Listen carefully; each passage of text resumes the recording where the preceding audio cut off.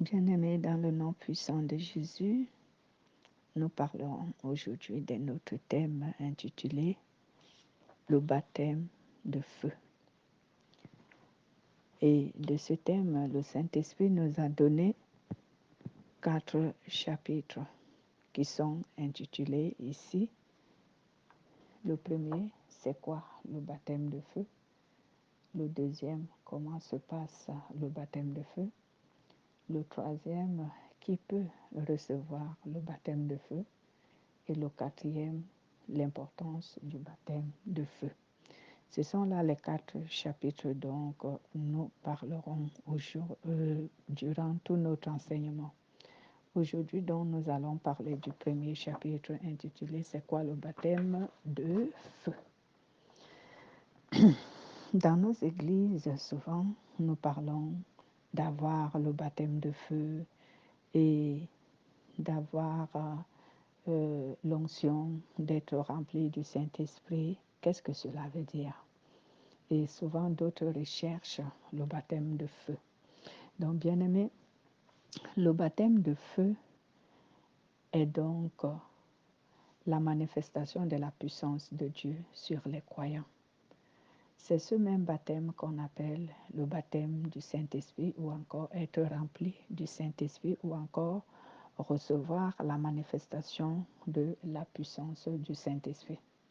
Nous avons Matthieu chapitre 3 verset 11 qui nous atteste que c'est le même baptême qu'on appelle le baptême de feu qui est le baptême du Saint-Esprit et qui est également la manifestation de la puissance de Dieu sur les croyants, qui est également ici être rempli du Saint-Esprit.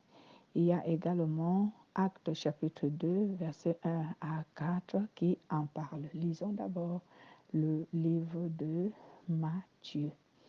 Matthieu qui nous permet aujourd'hui de savoir que le baptême de feu est le même baptême que le baptême du Saint-Esprit.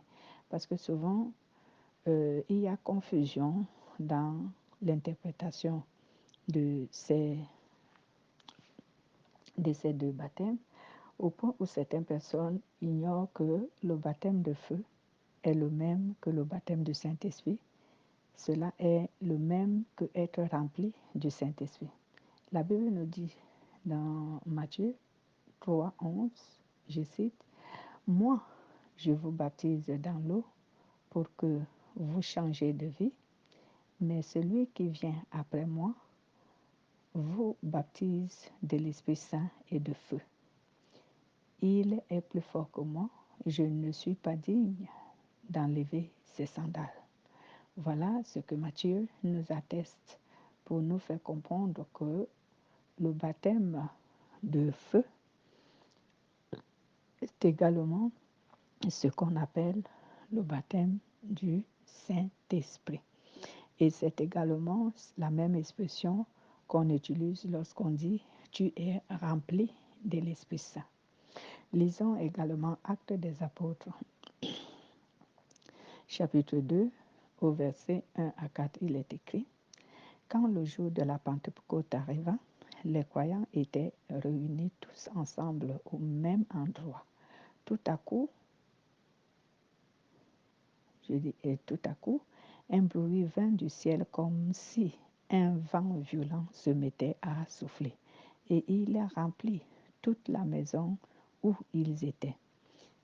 Ils virent alors paraître des langues pareilles à des feux.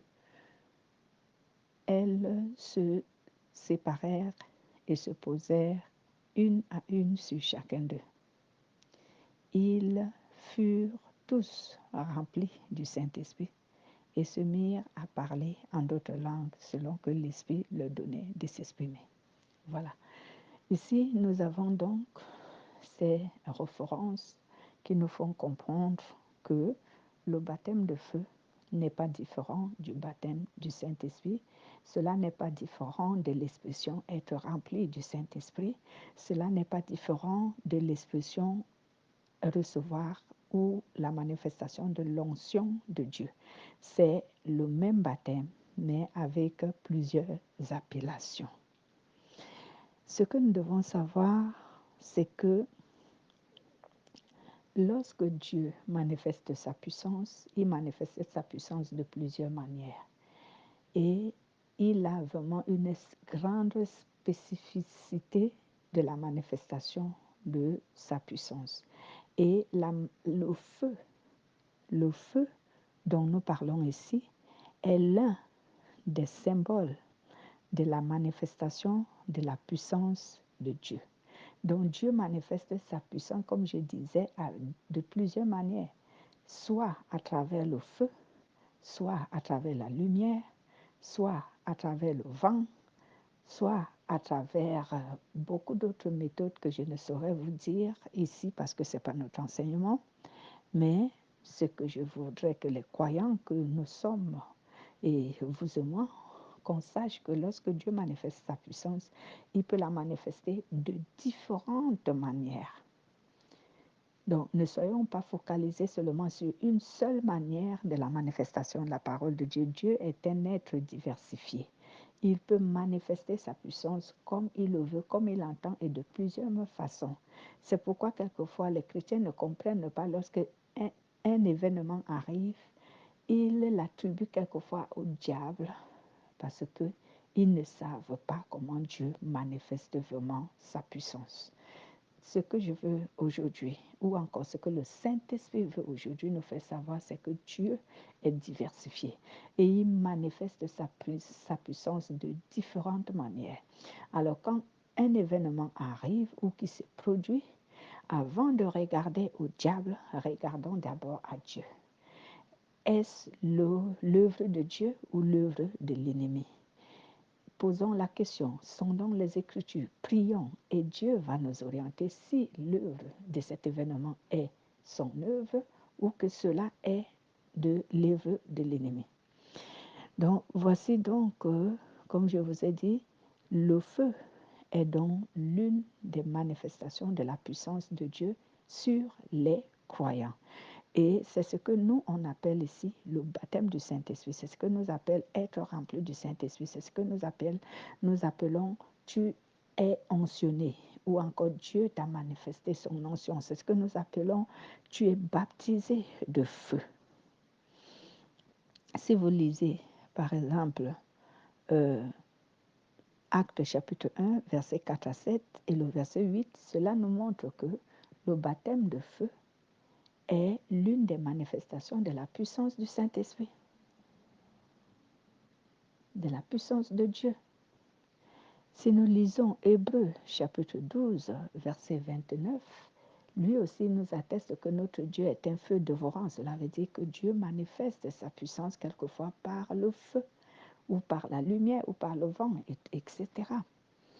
Donc, ici, bien-aimés,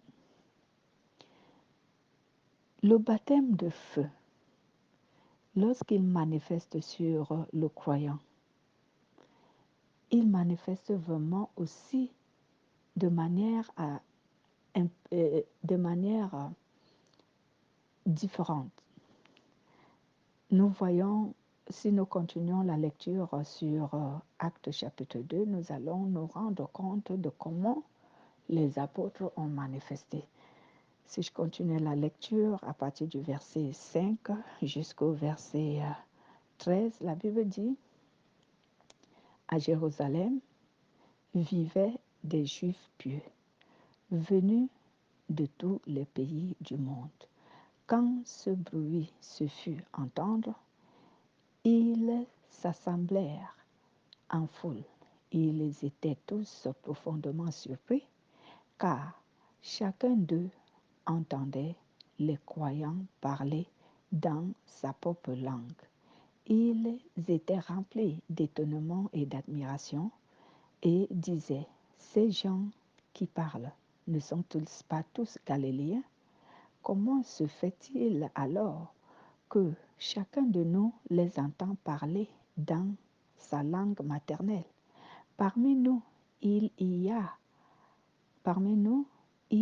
en a qui viennent du pays des Parses, des Mers, des Élam il y a des habitants de la Mésopotamie, de Judée, de Cappadoce, du Pont et de la province d'Asie.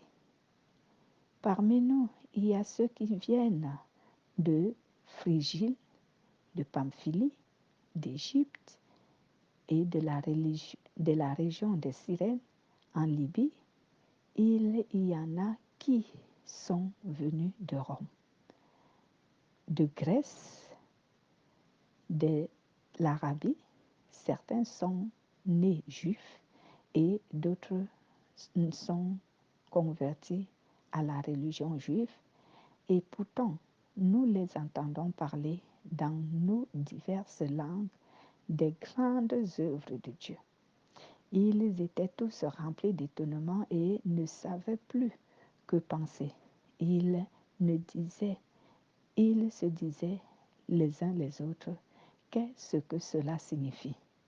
Mais d'autres se moquaient des croyants en disant, ils sont complètement ivres. Donc, voici dans la lecture bien-aimée le constat qui a été fait lorsque les apôtres ont reçu le Saint-Esprit, lorsqu'ils ont été baptisés de la puissance de Dieu. C'est-à-dire, comme je venais de le dire, lorsqu'ils ont été baptisés du feu, lorsqu'ils ont été remplis du Saint-Esprit, ils ont commencé à parler en langue, des langues qui étaient des langues maternelles de certaines personnes, et ces personnes les entendaient glorifier Dieu en leur langue. Et ils se disaient, mais ces gens-là, ils sont tous des Galiléens. Comment se fait-il qu'ils peuvent parler notre langue et glorifier Dieu en notre langue? Donc cela était vraiment, cela étonnait tous ceux qui les voyaient et qui les entendaient louer Dieu en langue et des langues qui étaient des langues des humains, les langues maternelles de certaines personnes, de certains peuples, de certains peuples. Donc, qu'est-ce que le Saint-Esprit veut nous enseigner ici? Le Saint-Esprit veut nous faire comprendre que lorsque lui, il baptise un être humain de sa puissance, cet être humain est à mesure de faire des choses que lui-même ne comprend pas, que lui-même d'avance n'avait jamais appris, que lui-même n'a pas le contrôle.